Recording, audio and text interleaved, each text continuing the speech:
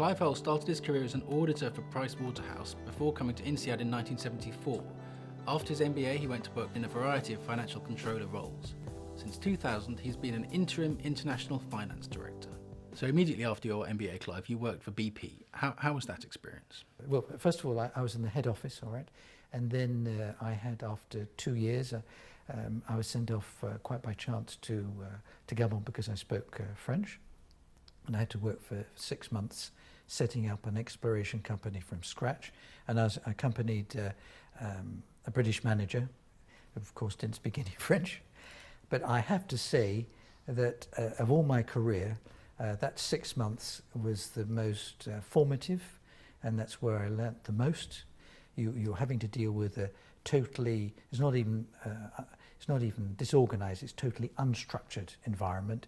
It's very stressful, high pressure, and at the end of it, oddly enough, I felt comfortable with the fact I said that I don't crack in a crisis. You then took on a series of roles, many of them as a financial controller. What actually does a financial controller do? Most of the roles were, in fact, where I was based in head office and I was out there checking what was happening in the individual subsidiaries. My job was to check with the company locally as to what was happening and report any sort of issues and, try and, to a certain extent, you could almost say spying, really. But it's also really gaining the confidence of the local people to be telling you as to what was going on, and then make sure that at head office we could keep a tab on that. It sounds like a bit of a troubleshooter role. Is that something that suits you? I suppose that, the French have a good word for it, it's mission commando. I suppose that I almost looked on it as a military operation, of going into a place where there are big problems and then having to suss out what was going on and then find ways of addressing it. You're right. I hate boredom. I suppose that could be. I think that could be an answer, a fundamental problem. I hate boredom, and I like to get things done, and I like movement. I like action. So since 2000, you've worked in interim roles. How did you decide to go in that direction? I approached it from the point of view that I think it's important for an interim manager or what have you, is to be able to identify what are the key things you like doing. I mean, there's certain things which you're going to really enjoy doing and which you consider to be your key interests and your key strengths. And I, for instance, identify that for me what I really enjoy doing is international. I really enjoy international, and therefore I said that I would have to sort of really improve my languages. So far, I spoke English and French quite naturally.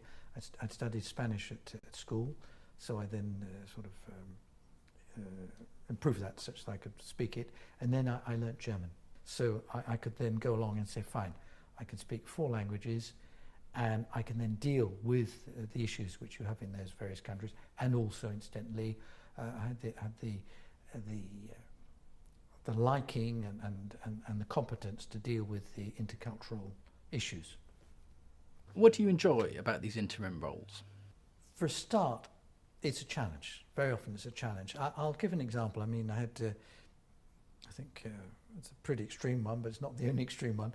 I was literally phoned up on a Tuesday, and I was told, we need someone urgently to go off to, by next Monday in Cape Town, because the finance director has resigned. We're coming up to the year end, and he's leaving in 2 weeks. Right. So, in a sense, there's a mixture of fear and excitement. It's a little bit. It's this mission commando again. No two ways about it. But it's really being able to go in there. As I said, you've got to suss it out very, very, very quickly, and that's where. Actually, if you've had a career with lots of ups and downs, but lots of changes, in fact, it's a huge advantage. I think many people would like that kind of challenge, but there can't be that many interim opportunities. How do you go about finding them? I was doing that via networking.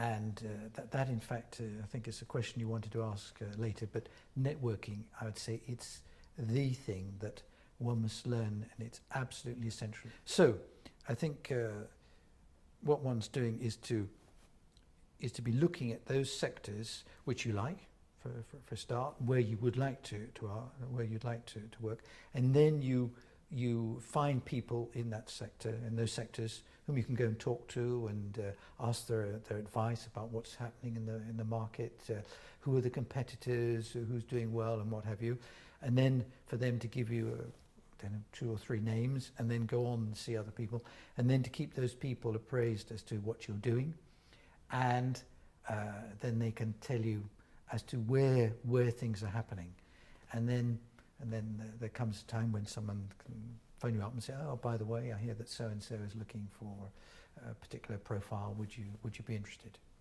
So on occasion it was 150 people I met. Other occasions it was 20. I had the best job in my life I had was when I just met 20 people, and it just happened to be that number 20 was bingo. Finally, Clive, how does this compare to consulting? I mean, in both cases, you kind of parachute in, you try and find a solution. Are they basically the same kind of role? I would say, I think it's something where one has to make a big difference. I myself didn't like management consultancy, right? I went in, I did it for 3 years, fine, interesting experience. But I found it very frustrating because you go in, you analyse the situation, you then produce a report, and fine, it then ends up in a drawer or what have you, but you don't do anything. And I think that's the difference with management consultancy. You're in the analysis bit, but you're not in the implementation, all right? I like analysing, but I find it very frustrating after the analysis not to implement it.